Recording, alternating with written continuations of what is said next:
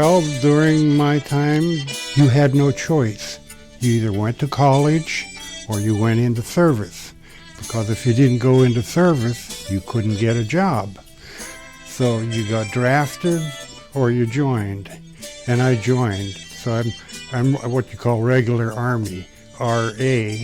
And somebody who's drafted jokingly is called, it's US on their dog tags. Unsatisfied.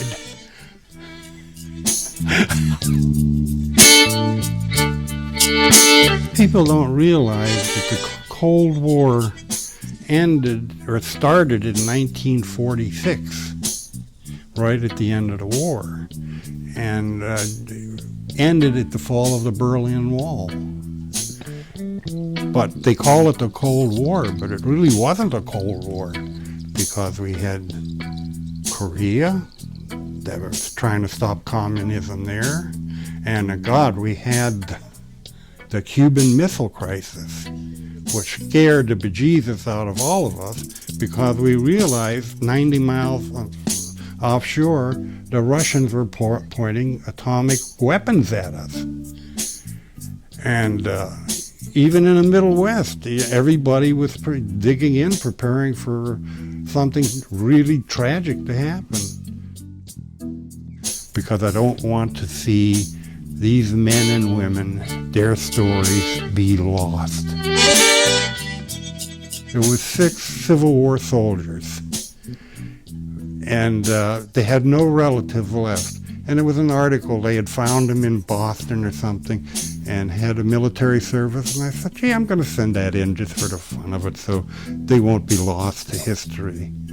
And then one thing led to another. I kept finding additional people that did such incredible stories.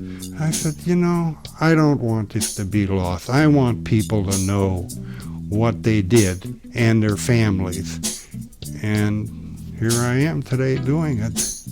And then I really got involved and calling the newspapers and some magazines where they have stories about soldiers. And I keep sending them in, and they're all in the computer for their relatives and historians to see their really brave, unusual, wonderful stories. And I'm sort of proud of that.